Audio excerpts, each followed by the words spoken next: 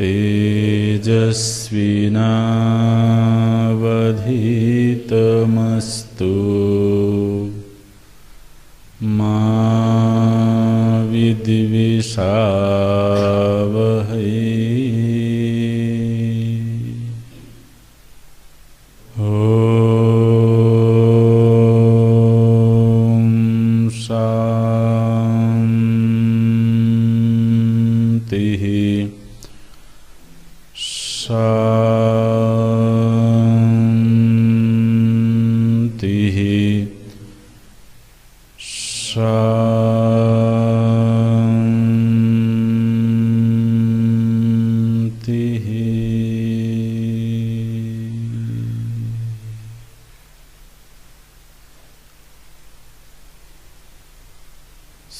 सदाशिवसमारम्भाम्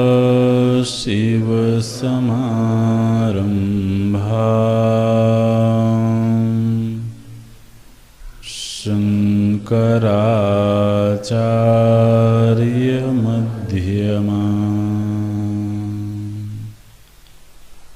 अस्मदाचार्यपर्यन्ताम्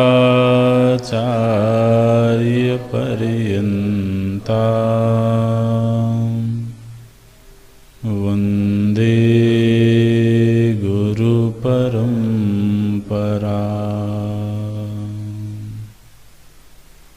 शङ्करं शङ्कराचार्यं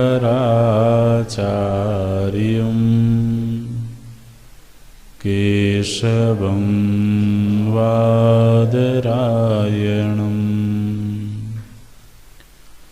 सूत्रभाष्यकृतो वन्दे भगवन्तो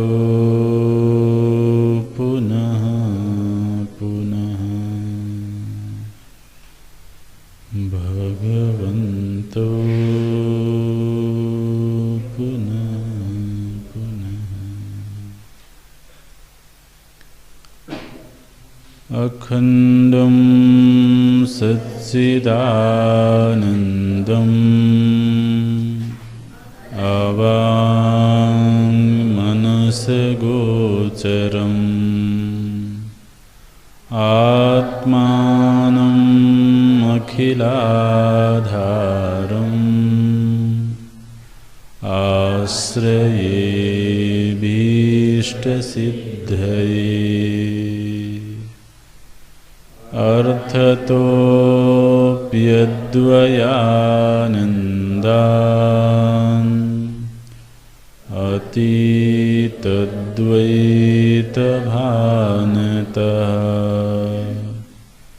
गुरूणाराध्यवेदान्त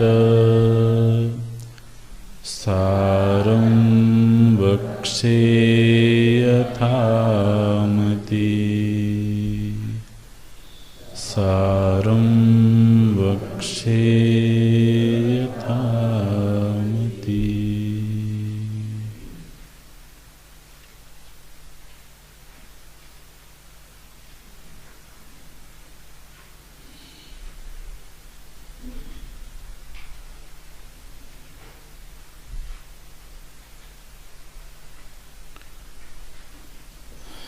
इदम् अज्ञानम् समष्टिव्यष्टि अभिप्रायेण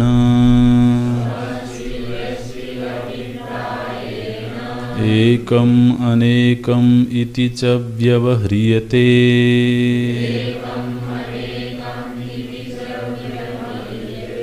तथा हि यथा वृक्षाणां समष्ट्यभिप्रायेण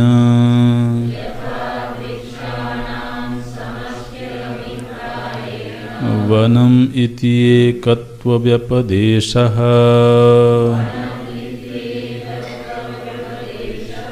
यथा वा जलानां समष्ट्यभिप्रायेण जलाशय इति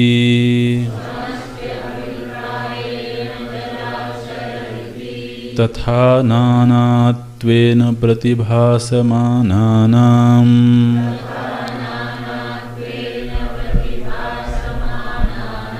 जीवगताज्ञानानां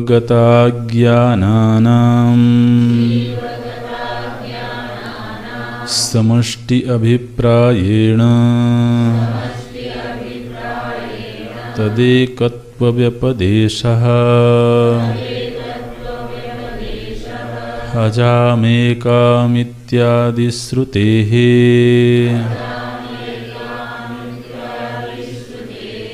इयं समष्टिः उत्कृष्टोपाधितया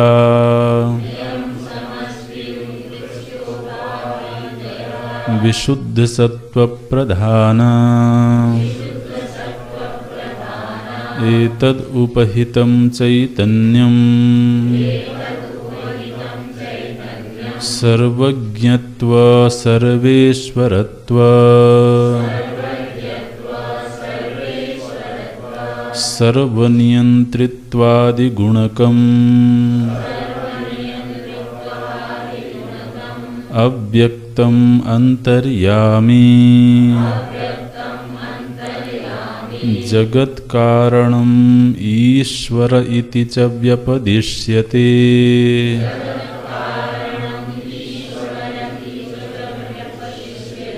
सकलाज्ञानावभासकत्वात् यः सर्वज्ञः सर्ववित् इति श्रुतेः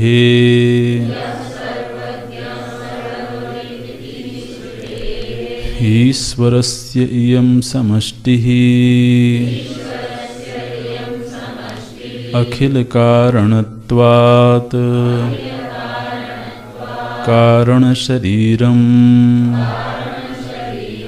आनन्दप्रचुरत्वात् कोशवद् आच्छादकत्वाच्च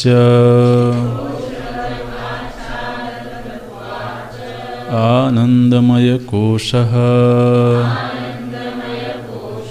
सर्वोपरमत्वात् सुषुप्तिः अतएव स्थूल सूक्ष्म प्रपंचलयस्थानम् इति च उच्यते।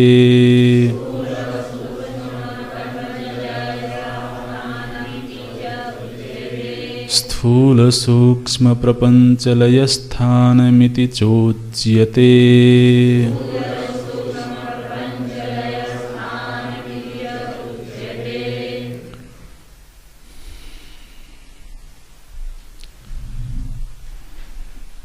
इयं समष्टिः उत्कृष्ट उपाधितया विशुद्ध सत्व प्रधाना अज्ञान जब समष्टि रूप में व्यवहृत होता है तो वह विशुद्ध सत्व प्रधान हो जाता है और उसी विशुद्ध सत्व प्रधान उपाधि से उपहित होकर के चेतन ईश्वर के रूप में उपलब्ध होता है। यह ईश्वरत्व की उपलब्धि भी औपाधिक है। जिस तरह से जीवत्व की उपलब्धि औपाधिक है, ठीक इसी तरह से ईश्वरत्व भी औपाधिक है। दोनों जगह उपाधियां भिन्न हैं, किंतु उपहित भिन्न नहीं है। उपहित में भेद नहीं है। एक ही तत्व एक उपाधि से जीव के रूप में प्रतीत होता है, वही तत्व दूसरी उपाधि से ईश्वर के रूप में उपलब्ध होता है। हालांकि वो इन उपाधियों से उपहित नहीं हुआ है, उपहित हुआ सा मालूम पड़ता है। जिस समय वो औपाधिक रूप में उपलब्ध हो रहा है, उस समय भी वो शुद्ध चैतन्य है, क्योंकि उपाधियां और चेतन इन दोनों की सत्ता भिन्न है।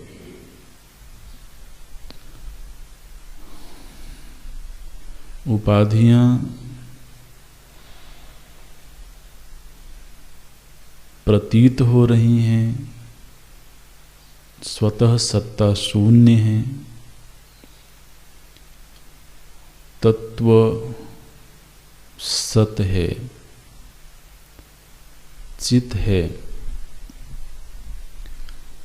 तो चूंकि दोनों का धरातल ही भिन्न है, दोनों की सत्ता में ही भेद है, इसलिए वस्तुतः तो दोनों में कोई संग नहीं हो सकता है।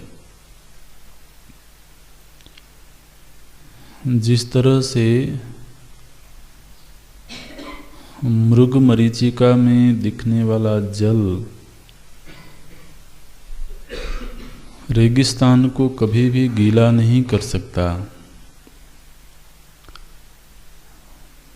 किंतु फिर भी ऐसा लगता है कि वहाँ जलाशय है। तो जबकि जलाशय दिखता है, तो वह जलाशय रेगिस्तान को गीला क्यों नहीं कर सकता? क्योंकि रेगिस्तान और वो जलाशय जो वहाँ दिख रहा है, इन दोनों की सत्ता में भिन्नता है। जो जलाशय है वह प्रातीतिक सत्य है,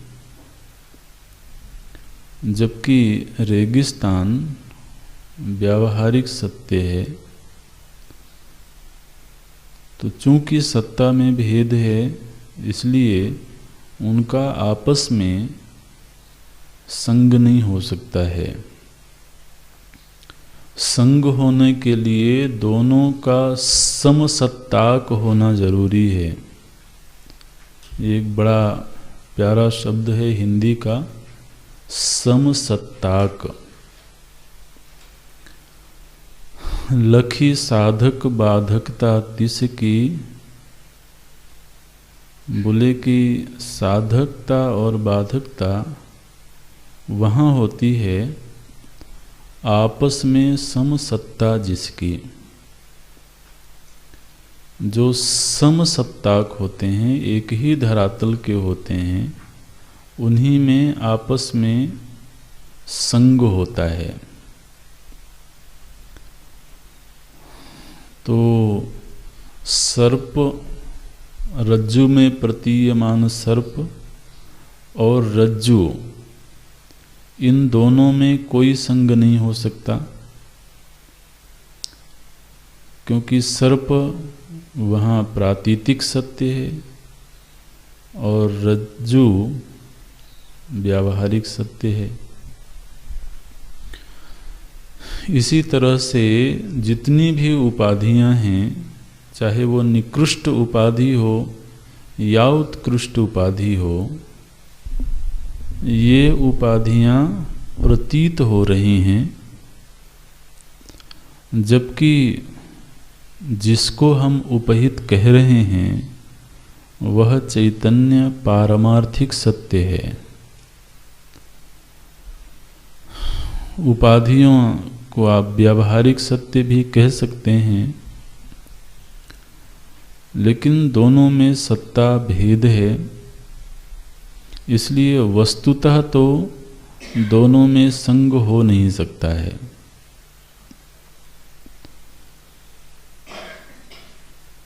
तो फिर ऐसी उपलब्धि क्यों हो रही है? बोले कि यही तो दोष है। मृग मरीचिका में जलाशय नहीं होकर के भी जलाशय की प्रतीति हो सकती है, होती है।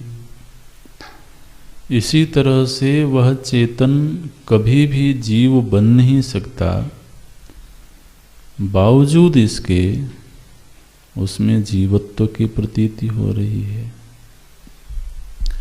उपाधियों के साथ यह जो चेतन का संबंध है, यह संबंध कैसा है?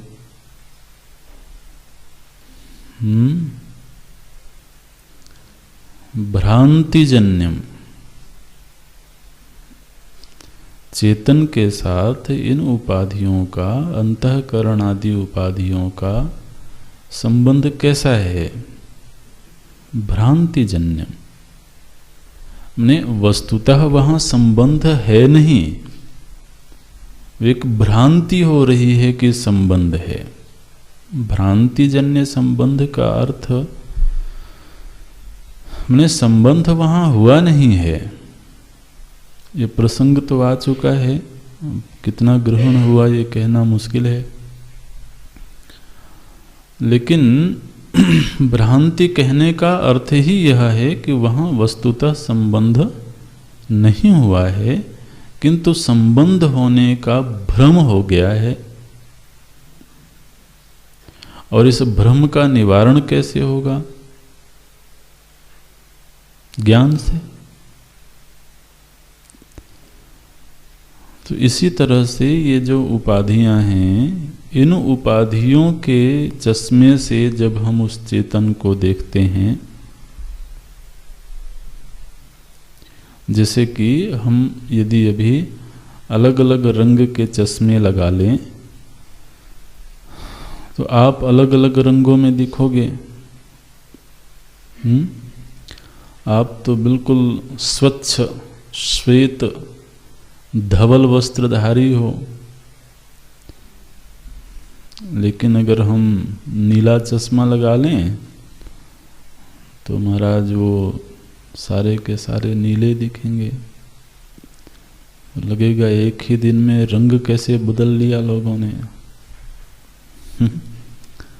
फिर पीला चश्मा लगा लें तो सारे के सारे पीत वस्त्रधारी हो गए। तो ये जो नीला पीला रंग दिख रहा है, ये दृश्य तो दिखा, लेकिन वस्तुतः वहाँ कुछ बदला क्या? तो जबकि वहाँ कुछ बदला नहीं तो दिखा क्यों? क्योंकि वैसा चश्मा लगाया था। तो ये उपाधियां क्या हैं? ये उपाधियां चश्मे हैं। जब निकृष्ट उपाधि के चश्मे से उसको देखा तो वह जीव के रूप में दिखा, और उत्कृष्ट उपाधि के चश्मे से देखा तो ईश्वर के रूप में दिखा। तो ठीक है, दिखा तो दिखा, लेकिन कभी बिना चश्मे के भी तो देखना चाहिए। हमेशा चश्मा लगा के देखना ऐसी कोई अनिवार्यता है क्या? तो बिना चश्मे के वो कैसा दिखेगा? बोले उपाधि विनिर्मुक्तम। उपाधि विनिर्मुक्त हो गया जब, चश्मे हट गए तो शुद्ध चैतन्यम। तो वह जो शुद्ध चैतन्य है, फिर उसमें ये जीव है या ये ईश्वर है यह कहना नहीं बनेगा।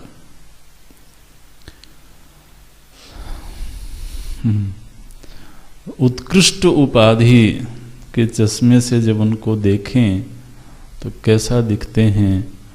बोले एतद उपहितम चैतन्यम सर्वज्ञत्व सर्वेश्वरत्व। ये जितनी उपलब्धियां हैं ये उस उत्कृष्ट उपाधि का कमाल है।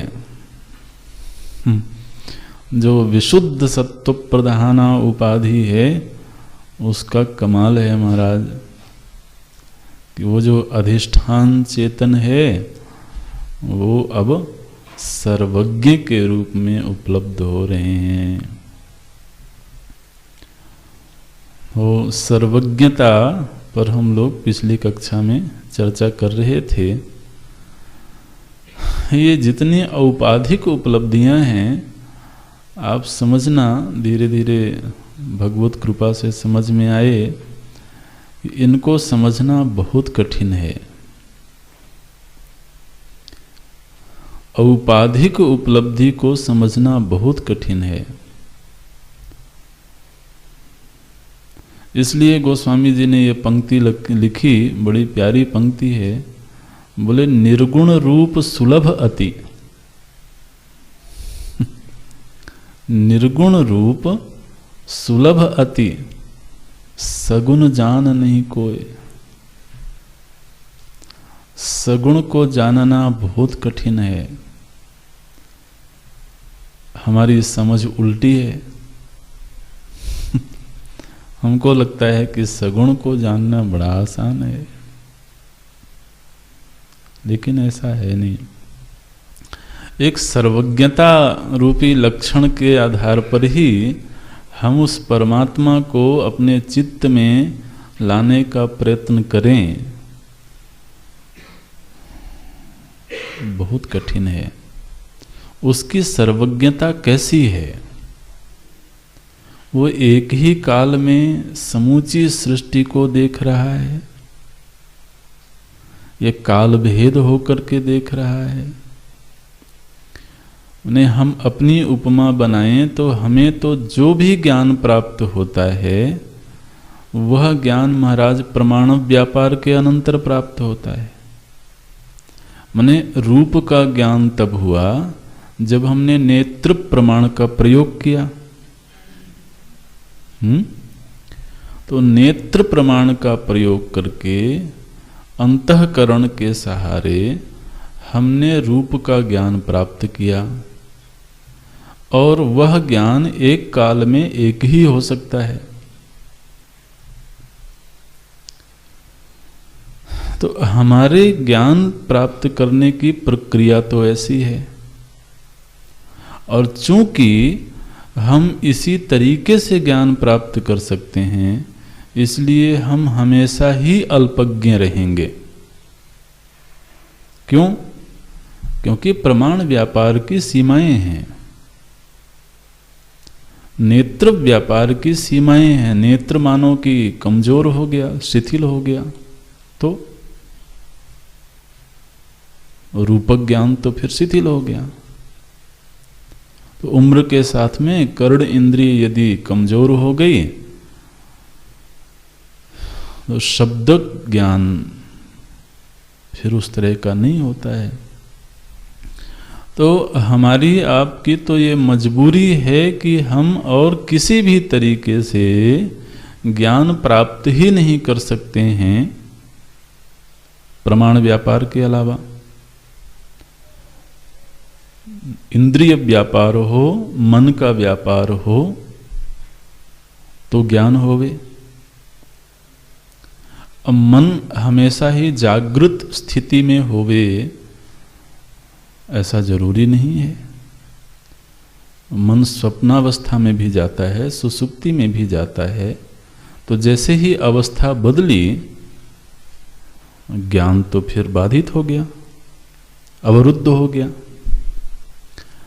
अब इस उपमा के आधार पर हम ईश्वर के संदर्भ में विचार करें तो क्या ईश्वर को जो दुनिया का ज्ञान हो रहा है वह ठीक इसी तरह से प्रमाण व्यापार के द्वारा हो रहा है या कोई और तरीका है? उन्हें ज्ञान प्राप्ति का कोई और तरीका तो हमें मिला नहीं। अगर प्रमाण व्यापार के अलावा भी नेत्र प्रमाण के बिना भी रूप का ज्ञान हो जाए, ऐसा कोई विकल्प मिल जाए, ऐसी कोई तकनीक मिल जाए, तो फिर हम नेत्र पर आश्रित क्यों रहें? तब तो मजा आ जाए। फिर नेत्र की जो आश्रयता है वो छूट जाए। और महाराज बड़े से बड़े दूरबीन भी होवे आपके पास में, बड़ी से बड़ी मशीनरी होवे, वो सारी मशीनरी काम तभी करेगी जब नेत्र काम कर रहे हों।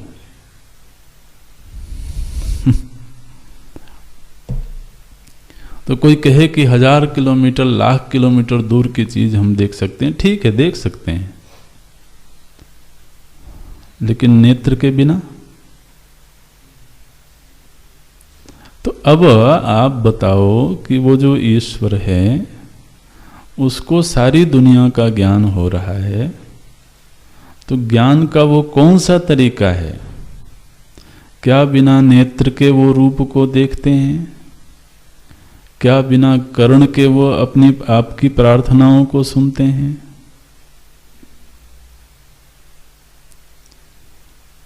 किसी ने बताया नहीं कि कोई और तरीका भी है देखने सुनने का। यदि प्रमाण व्यापार के सहारे उनको दुनिया का ज्ञान हो रहा है तो फिर महाराज वो समकाल में समस्त का ज्ञान कैसे हो सकता है? दूसरा, जिसको हम कह रहे हैं कि उसको सर्व का ज्ञान है, तो सर्व कितना होता होगा? अच्छा, आप आकाश को ही मापने का प्रयत्न करो। आकाश की लंबाई चौड़ाई कितनी होगी?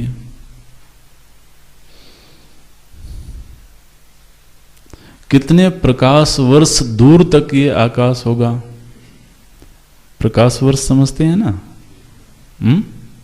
नहीं समझते? दूरी का एक पैमाना है, लाइट ईयर बोलते हैं, प्रकाश वर्ष विज्ञान में। तो आप समझिए कि आदमी की बुद्धि फट जाए महाराज। माने ये जो प्रकाश की गति है ना, ये एक वर्ष में प्रकाश कितनी दूरी तय करेगा आप कल्पना कर सकते हो? माने सूर्य भगवान से सूर्य प्रकाश को यहां तक आने में लगभग 8 मिनट लगते हैं, है ना? और 8 मिनट में वो प्रकाश कितनी दूरी तय करता है? 15 crore kilometre. 15 crore kilometre. 15 crore kilometre की दूरी प्रकाश 8 मिनट में तय करता है। तो 8 दिन में कितना तय करता होगा?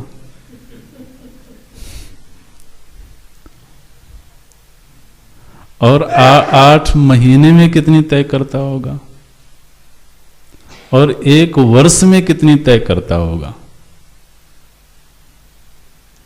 आपकी गणित तो फेल हो जाएगी। और एक वर्ष में वो प्रकाश जितनी दूरी तय करता है, उसको एक पैमाना बनाया गया प्रकाश वर्ष दूरी की गणना के लिए।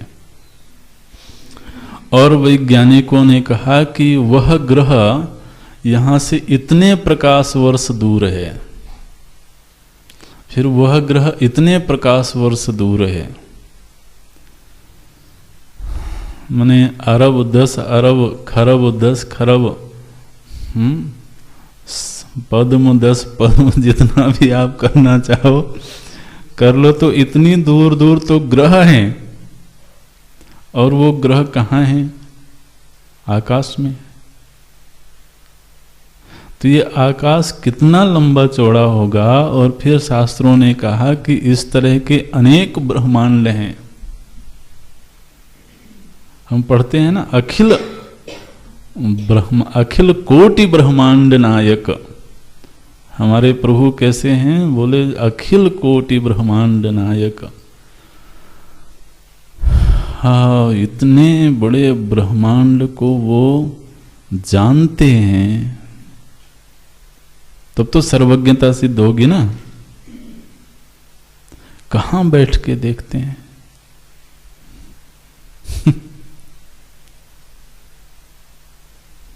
बहुत मुश्किल है, बहुत मुश्किल है। इसलिए उनकी जो सर्वज्ञता है, वो सर्वज्ञता जीव कभी नहीं समझ सकता है। लेकिन जीव ये जरूर समझ सकता है कि वो मुझे देख रहे हैं। कैसे देख रहे हैं, ये खोज मत करो, ये खोज हो नहीं सकती है। लेकिन देख रहे हैं, ये बिल्कुल यथार्थ है। ये भक्त का अनुभव है।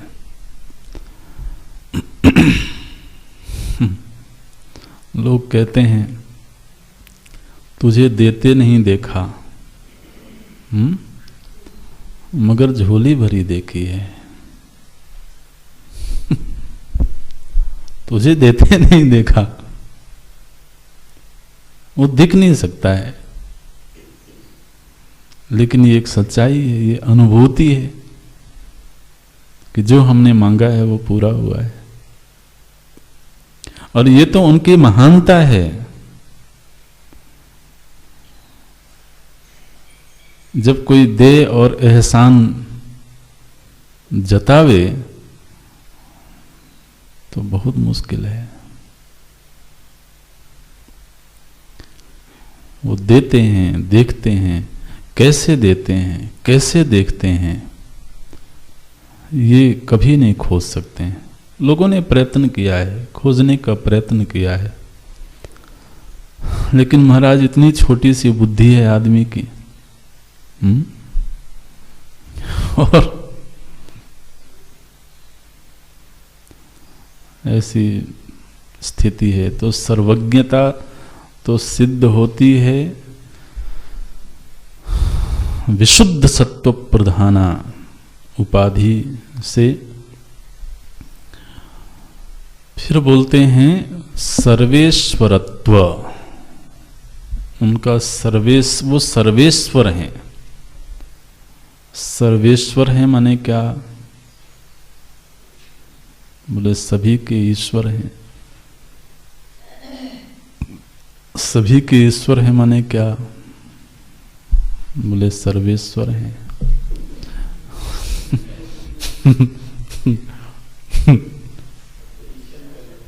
हाँ, ईशन करते हैं। तो फादर के पास में कोई भक्त गया, तो उसने कहा कि व्हाट इज गॉड। उसने पूछा कि सर ये गॉड किसको कहते हैं? तो फादर ने कहा कि my dear son, God is truth.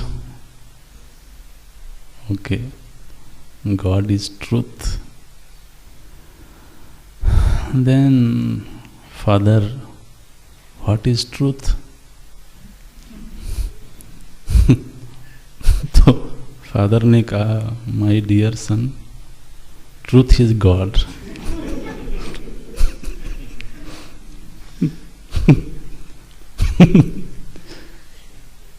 अब क्या समझ में आया? बोले एक डाउट लेके आए थे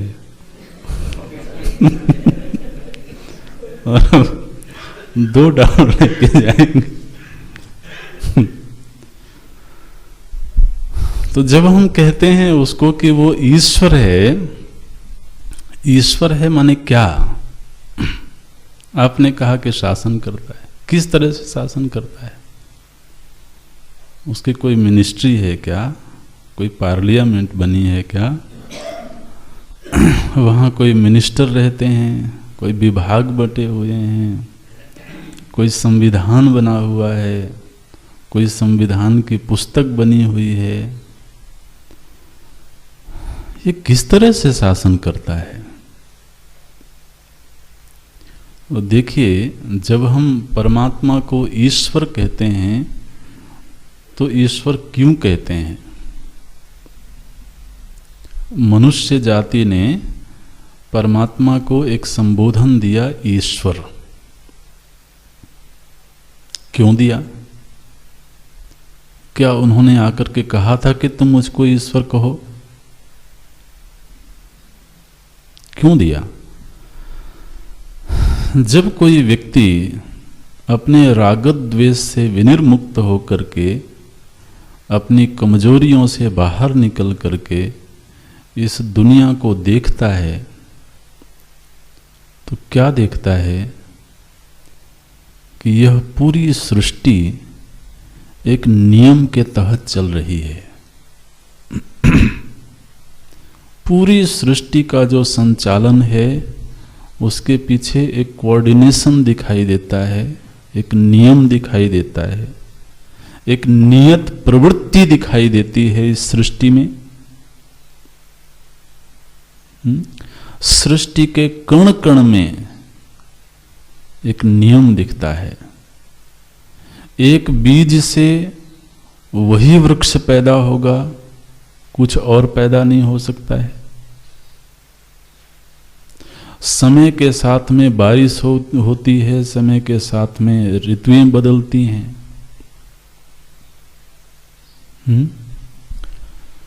ग्रहों का आपस में जो संबंध है उसके बीच एक शक्ति काम कर रही है जिसको गुरुत्वाकर्षण शक्ति कहते हैं, और इस शक्ति में कभी भी न्यूनाधिक्य नहीं होता है।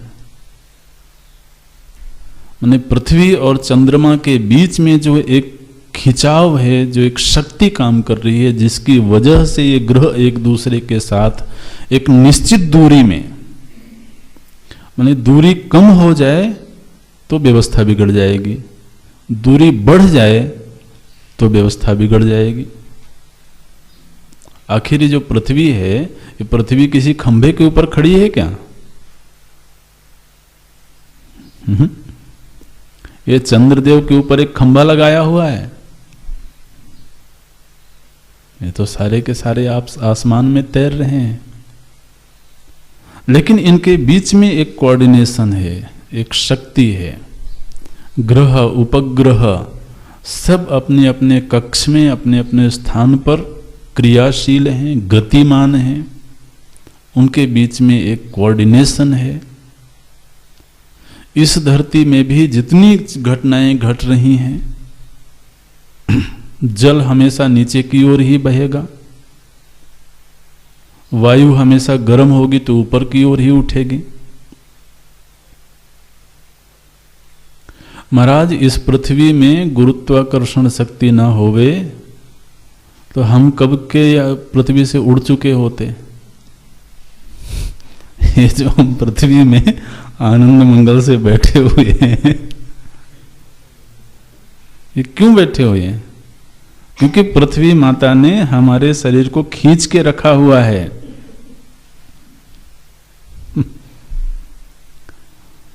इस सृष्टि के कण कण में एक संविधान दिख रहा है, एक नियम दिख रहा है, एक व्यवस्था दिख रही है। और व्यवस्था जो होती है वो बिना इंटेलिजेंस के नहीं होती है, बिना बुद्धि के नहीं होती है। हमको अपने देश में एक व्यवस्था दिख रही है। जब हम रोड पर चलते हैं तो हम बाईं तरफ से ही चलते हैं, लाल बत्ती आने पर हम रुक जाते हैं। एक व्यवस्था दिख रही है, तो क्या केवल लाल बत्ती हमको रोक रही है? लाल बत्ती नहीं रोक रही है। एक मानवीय बुद्धि है, जिस बुद्धि ने इस तरह की एक व्यवस्था बनाई हुई है, और वो व्यवस्था कहीं संविधान में लिखी हुई है। तो आप जब गलत साइड से जाते हो तो आपके ऊपर फाइन हो जाती है। क्यों फाइन हो जाती है? क्योंकि कागज में एक नियम लिखा हुआ है कि इस नियम के तहत जब आप चलोगे तभी आप सुरक्षित रहोगे। तो हमने अपने आसपास की व्यवस्था को दुरुस्त रखने के लिए बुद्धिमानी पूर्वक एक नियम बनाया हुआ है, एक संविधान बनाया हुआ है। हम एक छोटे से वातावरण में रहते हैं, एक छोटा सा आश्रम है, इसमें चीजें अपने आप चल रही हैं, सफाई हो रही है, भोजन बन रहा है। तो क्या आपको लगता है ऐसे ही चल रहा है? एक व्यवस्था है, एक बुद्धि है जिसने एक नियम बनाया हुआ है, हर व्यक्ति का कार्य निर्धारित किया हुआ है। तो जो भी व्यवस्था है वो बिना बुद्धि के चल नहीं सकती है। ये हम अपने मानवीय समाज में देख सकते हैं। जहां पर बुद्धि की कमी हो जाती है, न्यूनता हो जाती है, वहां व्यवस्था विकृत हो जाती है, बिगड़ जाती है। इस सृष्टि में ऐसी अद्भुत व्यवस्था है कि यहां कोई नियम एक दूसरे को एक्सल नहीं करता है, एक दूसरे को ओवरलैप नहीं करता है, कोई भी नियम कम ज्यादा नहीं होता है। समूची सृष्टि में जो एक व्यवस्था चल रही है, कोई कहे कि ये बिना बुद्धि के, बिना योजना के चल रही है, तो नासमझ है वो। माने आप दीवार में मुक्का मारोगे तो चोट किसको लगेगी? क्यों? आपको क्यों लगेगी? दीवार को क्यों नहीं लगेगी? क्योंकि एक नियम है वहां।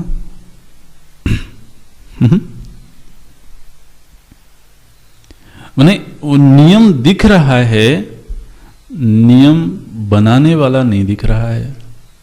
व्यवस्था दिख रही है, व्यवस्थापक नहीं दिख रहा है। लेकिन व्यवस्था बिना व्यवस्थापक के नहीं हो सकती है। इसको चित्त में अच्छी तरह से पहले तो विचार करके समझ लेना चाहिए। इस सृष्टि में कहीं भी कोई चीज अटपटी नहीं हो रही है, एक व्यवस्था के अंतर्गत हो रही है। ये बिना इंटेलिजेंस के, बिना बुद्धि के हो नहीं सकती है, और बुद्धि बिना चेतन के नहीं हो सकती है।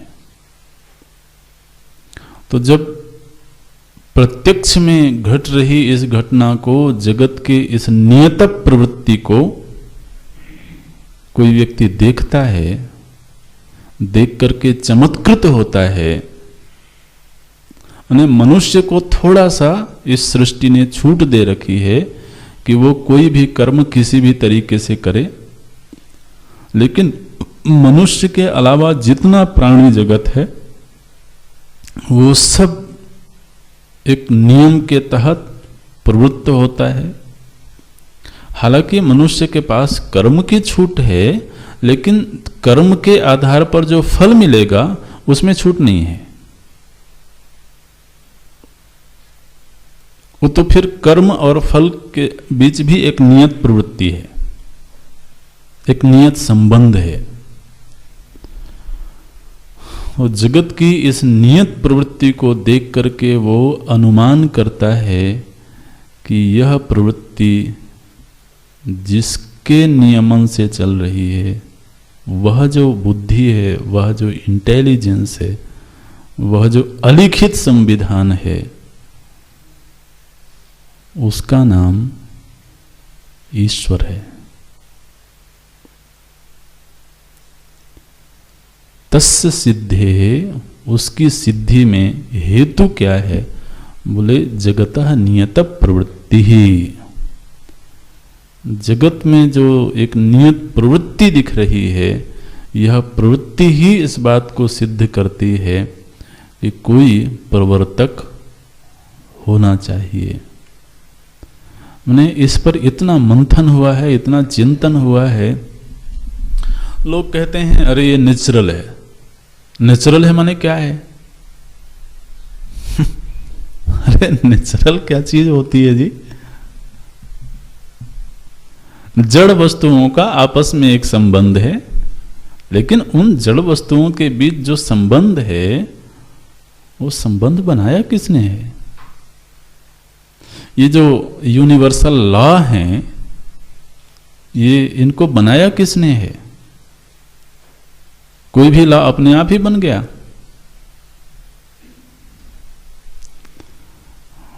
तो असंख्य लॉ हैं, असंख्य नियम हैं इस सृष्टि में। मनुष्य अपनी छोटी छोटी बुद्धि से ये जो सार्वभौम नियम हैं, इनको थोड़ा खोज लेता है, थोड़ा तलाश कर लेता है, और फिर उनका अपने हिसाब से उपयोग करता है, दुरुपयोग करता है। लेकिन कोई भी मनुष्य कोई यूनिवर्सल लॉ क्रिएट नहीं करता है, बनाता नहीं है। यानी हाइड्रोजन और ऑक्सीजन के बीच में मिश्रण होगा, मिलन होगा तो जल बनेगा। तो उसमें हाइड्रोजन और ऑक्सीजन में वो जो योग्यता है, उसमें जो इलेक्ट्रॉन, प्रोटॉन, न्यूट्रॉन आदि की मात्रा है, उसका निर्धारण मनुष्य नहीं करता है, वो निर्धारित है।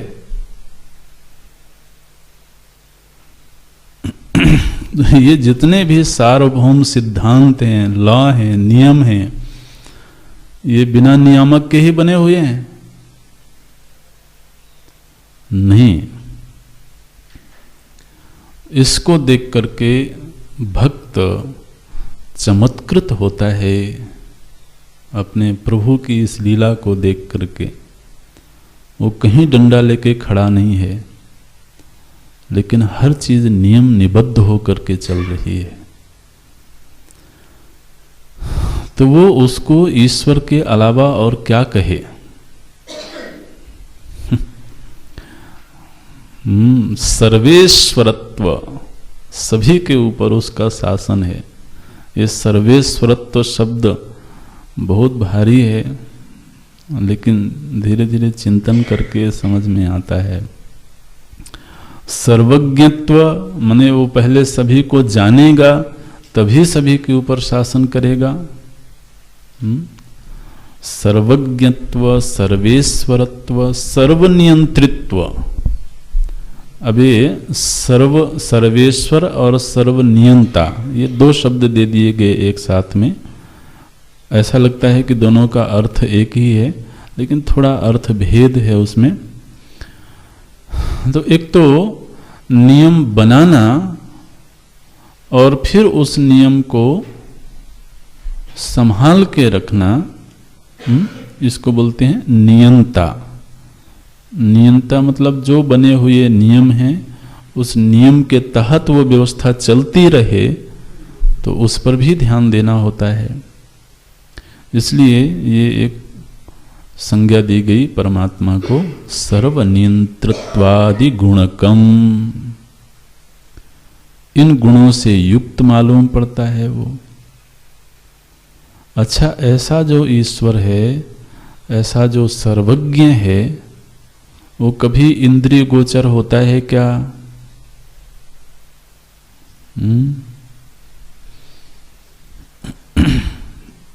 नहीं होता। इसलिए कहा गया अव्यक्तम। अगला लक्षण क्या देते हैं? यह प्रमाणैहि न व्यज्यते। परिभाषा लिख लेना अव्यक्त शब्द की, ये शब्द आता रहता है बार बार। यह प्रमाणैहि न व्यज्यते, न व्यज्यते तत् अव्यक्तम। जो प्रमाणों के सामने प्रकट नहीं होता है, ये इंद्रियां प्रमाण है ना, तो इंद्रिय मन आदि जो प्रमाण हैं, इन प्रमाणों के सामने नहीं आता है वो। सह अव्यक्त, वो अव्यक्त है। तो प्रमाण वांग मनस अगोचर होने के कारण वह अव्यक्त है। अंतर्यामी, हमारे अंतःकरण पर भी उसका नियमन हो रहा है। ध्यान देना, उनको अंतर्यामी कब कहते हैं? जब हम ऐसा देखते हैं कि हमारे अंतःकरण के ऊपर भी किसी का शासन हो रहा है, तो अंतःकरण में हो रहे शासन को देखते हुए परमात्मा को एक संज्ञा दी अंतर्यामी। यामी माने यमन करने वाला, नियमन करने वाला। किसका नियमन? बोले अंतर, ने जो हमारा अंतर जगत है, अंतःकरण है। तो जब कोई ये देखता है कि मेरे अंतःकरण में भी किसी का शासन हो रहा है, कैसे दिखाई देता है शासन हो रहा है?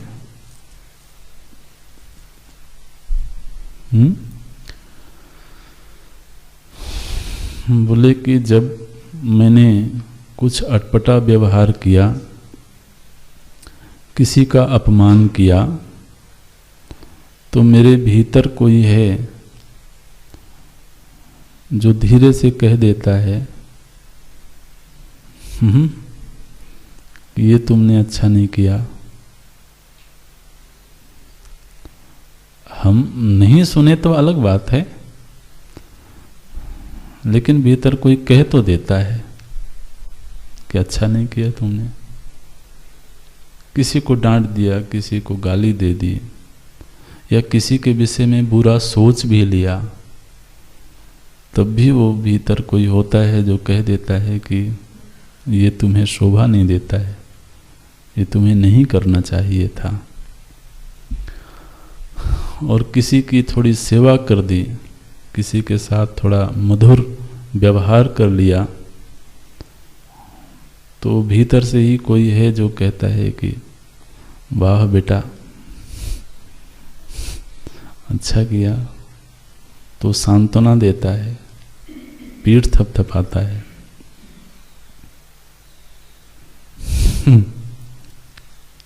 ऐसा करता है कोई कि नहीं करता है? बोले महाराज कभी ध्यान नहीं दिया।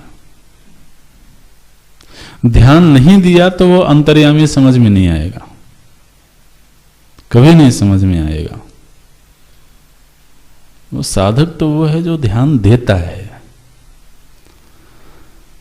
महाराज अंतर्यामी पर ध्यान देने लगे तो उसको बाहर के किसी नियामक की जरूरत नहीं पड़ेगी। बाहर हमारे ऊपर कोई शासन करे इसकी जरूरत नहीं पड़ेगी, अगर हर क्षण अंतर्यामी पर ध्यान जाने लगे तो।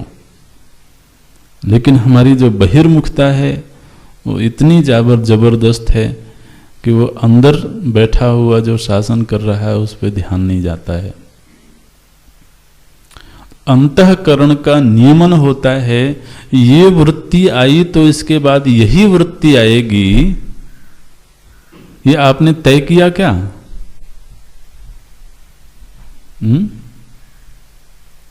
मित्र सामने आएगा तो मधुर वृत्ति आएगी, और दुश्मन सामने आएगा तो क्लेशकारी वृत्ति आएगी। ये आप तय करते हो? तो घटना घट रही है। कैसे घट रही है? बोले वहां भी एक नियम है, वहां भी एक व्यवस्था है। और ये व्यवस्था बहुत मंगलमयी है, बहुत मंगलमयी। माने अगर कोई चाहता है कि मेरे चित्त में क्लेश की वृत्ति न आवे तो उसको मैनेज कर सकता है। कैसे मैनेज कर सकता है? यह निश्चय करके कि मुझे किसी के प्रति शत्रु भाव नहीं रखना है। एक बार शत्रु भाव रख लिया फिर आप विवश हो गए। फिर आप लाख कोशिश कर लो, माने लाख कोशिश कर लो कि मेरे अंदर कोई क्लेशकारी वृत्ति नहीं आवे, आप रोक नहीं सकते। आदमी फिर अपने आप के साथ लड़ता है, ग्लानि करता है, कुढ़ता है, लेकिन फिर वो विवश है। तो अगर हम चाहते हैं कि हमारे चित्त में मधुर वृत्ति का प्रवाह होता रहे, सुखद वृत्ति का प्रवाह होता रहे, तो उसका तरीका यही है कि चित्त में कहीं यह निश्चय हो जाए कि मैं किसी के प्रति द्वेष का भाव, शत्रुता का भाव नहीं रखूंगा। ये हमारे हाथ में है। इसलिए जब किसी संत को या भगवान को कहा जाता है अजात शत्रु, तो अजात शत्रु माने क्या? उन्होंने अपने मन में यह संकल्प लिया है कि मेरा कोई शत्रु पैदा नहीं हुआ है। अपनी तरफ से कोई शत्रुता रखे तो रखे, लेकिन मेरी दृष्टि में वो शत्रु नहीं है। अब एक बार ये निश्चय हो गया तो फिर किसी की हिम्मत नहीं है कि वो आपके चित्त में कोई क्लेशकारी वृत्ति पैदा कर दे। तो एक व्यवस्था हमारे अंदर भी है, वहां भी एक नियमन हो रहा है। किसी व्यक्ति को हमने श्रद्धेय के स्थान पर बिठा दिया, चित्त में एक आसन लगाया और वहां पर किसी को श्रद्धेय के स्थान पर बिठा दिया। अब उनकी उपस्थिति से, उनके दर्शन से श्रद्धा की जो वृत्ति है वो सहज ही प्रकट होती रहेगी। हर वक्त उस श्रद्धा को संभाल के रखने की जरूरत नहीं पड़ती है। किसी को प्रेमास्पद के रूप में स्थान दे दिया, वहां बिठा दिया, तो उसको हमेशा संभाल के रखने की जरूरत नहीं पड़ती है, वो होता है। तो जो होता है उसको पहले अच्छी तरह से व्यक्ति ध्यान में जाकर के देख ले, समझ ले, और फिर उसके अनुसार अपने निर्णयों को व्यवस्थित करे, अपने निर्णयों को मैनेज करे। ऐसा व्यक्ति ही संत होता है, विचारक होता है और सुखी होता है। आदमी को पता ही नहीं है कि मेरे अंदर ये जो क्लेश की वृत्तियां हैं, राग की वृत्तियां हैं, द्वेष की वृत्तियां हैं, क्रोध की वृत्तियां हैं, ये क्यों आ रही हैं, कहां से आ रही हैं। व्यक्ति महाराज इन सब वृत्तियों का गुलाम बना रहता है, तो खुद समझ में नहीं आता है। वो थोड़ा सा भी अंतर ध्यान करके समझ ले कि कौन सी वृत्ति किस निर्णय के आधार पर आ रही है। निर्णय हमारे होते हैं, लेकिन निर्णय हो गया तो फिर तदनुसार वृत्तियां आ करके रहेंगी। जब गोस्वामी जी ने कहा कि निज प्रभु में देख ही जगत, जब उन्होंने कहा कि अब वो जगत को अपने प्रभु से ओतप्रोत देखता है, माने उसने निर्णय किया है, निश्चय किया है कि अब इस जगत को मैं जगत के रूप में नहीं देखूंगा। किस रूप में देखूंगा? अपने प्रभु का विग्रह मान करके देखूंगा। तो आगे फिर पंक्ति बोलती, किहिसन करहि विरोध। फिर एक बार यह निर्णय हो गया तो उनके चित्त में फिर यह द्वेष की वृत्ति का जन्म हो नहीं सकता है। तो अंदर जो एक व्यवस्था बनी हुई है, जो व्यवस्थापक है वहां, वो कौन है? बोले वो अंतर्यामी है। तो आप समझते हैं ना कि हमारे ऋषियों ने जो एक एक संज्ञा दी है, उस संज्ञा के पीछे एक सोच है, एक योजना है, एक चिंतन है, गंभीर चिंतन है। ये केवल कहने के लिए नहीं कह दिया गया कि महाराज वो सर्वज्ञ है, वो तो सर्वशक्तिमान है। अब वैसे तो गांव में भी आदमी ऐसे बोलता है, जो बिल्कुल पढ़ा लिखा नहीं, जिसने कभी शास्त्र अध्ययन नहीं किया है, वो भी कहता है महाराज वो तो सब कुछ जानता है, उससे कुछ छिपा हुआ थोड़ो है। तो बिल्कुल सत्य बात है, इसमें कोई दो राय की बात नहीं। लेकिन ये वक्तव्य आया कहाँ से है? ये ऋषियों ने जो ये उपाधियां दी, ये जो संज्ञाएं दी, उस तत्व को ये संज्ञाएं कहाँ से आई? ऐसे एक दिन बैठे हुए थे, मन में ख्याल आ गया कि चलो उसको ईश्वर कह देते हैं, उसको सर्वज्ञ कह देते हैं, उसको सर्वशक्तिमान कह देते हैं। नहीं नहीं, चूंकि इस रूप में वो भासित होता है, बिना इंद्रिय प्रत्यक्ष हुए हमें ऐसा महसूस होता है कि हमारे अंतःकरण पर नियमन हो रहा है, शासन हो रहा है। हमें महसूस होता है कि इस सृष्टि में एक नियत प्रवृत्ति है, एक व्यवस्था है। हमको यह महसूस होता है कि हमारी कही हुई बात को कोई सुनता है, सुन करके रिस्पॉन्ड करता है। हमें महसूस होता है कि हमारी मांग पूरी हो जाती है। तो जो अनुभूतियां हैं जीव की, भक्त की, इन अनुभूतियों को सामने रख करके वो उसको संज्ञाएं देता है। वो कहता है कि वो अंतर्यामी तो होना ही चाहिए उसको। वो कहता है कि उसको कर्मफल दाता तो होना ही चाहिए।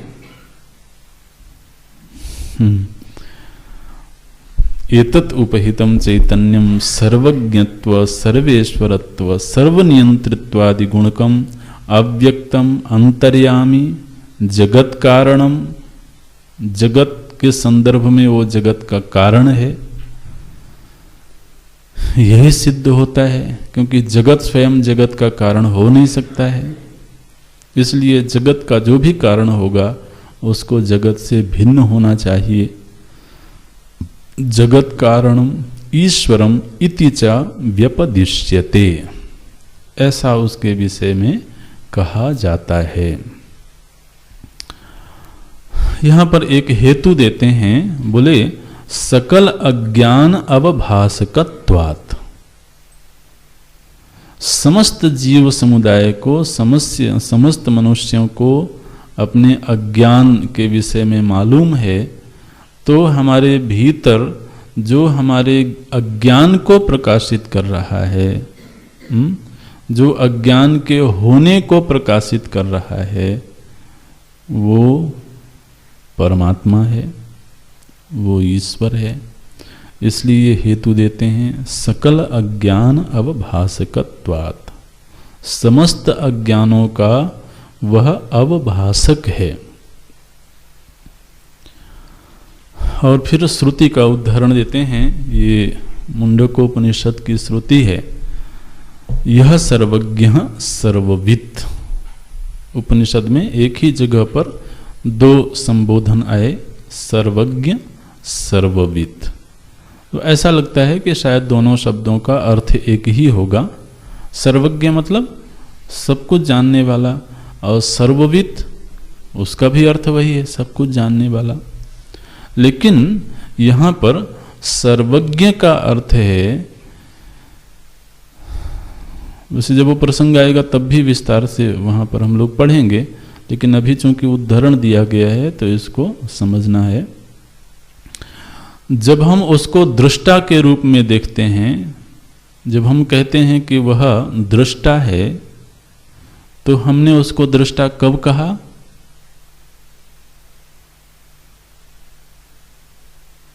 जब वृत्तियां दृश्य बनी, तभी उसको दृष्टा कहा ना। आप लोग कुछ हाँ ना नहीं करते हो, लगता है जैसे पहली बार ये शब्द बोला जा रहा हो।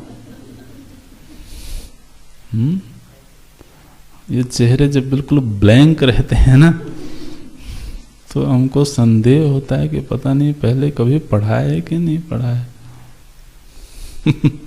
अरे भैया, उसको दृष्टा कब कहा, साक्षी कब कहा? जब दृश्याः भवन्ति वृत्तयः, वृत्तियां जब दृश्य बनी तभी तो उसको दृष्टा कहा ना। और जगत का ज्ञान कैसे हो रहा है? वृत्तियों से हो रहा है। तो समूची दुनिया का ज्ञान वृत्तियों से हो रहा है, और उन वृत्तियों को देखने वाला कौन है? दृष्टा है। तो समस्त वृत्तियों को देखने वाला होने के कारण भी उसको सर्वज्ञ कहा जाता है। ठीक है? क्योंकि कोई भी वृत्ति बिना उसकी नजर के प्रवाहित हो नहीं सकती है। तो जो समस्त वृत्तियों का दृष्टा है उसको सर्वज्ञ कहते हैं।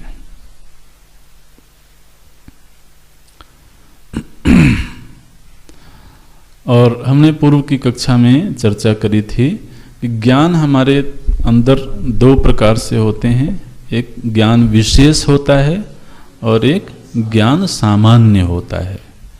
तो ज्ञान सामान्य के संदर्भ में उसको संज्ञा दी गई सर्वज्ञ, और ज्ञान विशेष के संदर्भ में, क्योंकि हमारे भीतर जिस तरह से दृष्टा ज्ञान सामान्य के रूप में है और ज्ञाता ज्ञान विशेष के रूप में, जिसको ज्ञान विशेष हो रहा है वो ज्ञाता है, और जो ज्ञान सामान्य है वो दृष्टा है। ठीक इसी तरह से वह परमात्मा भी, उसमें भी एक ज्ञान सामान्य है जिसके कारण वो जगत का साक्षी है। जैसे हमारे भीतर जो दृष्टा है वो हमारी इंद्रियों का साक्षी है, वृत्तियों का साक्षी है।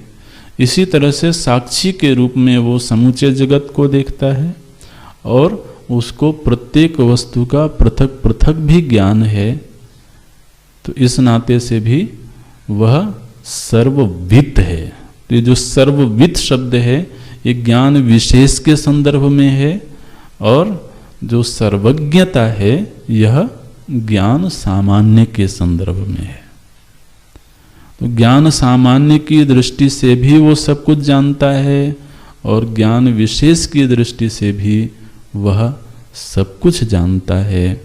इसलिए श्रुति ने कहा यह सर्वज्ञ सर्ववित् इति श्रुतेः।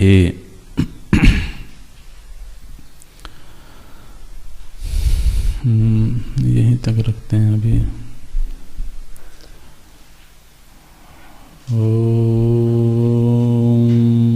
पूर्णमदः पूर्णमिदं पूर्णात् पूर्णमुदच्यते पूर्णस्य पूर्णमादाय पूर्णमेवावशिष्यते। ओम शांति शांति शांति। हरि ओम श्री गुरुभ्यो नमः। हरि ओम।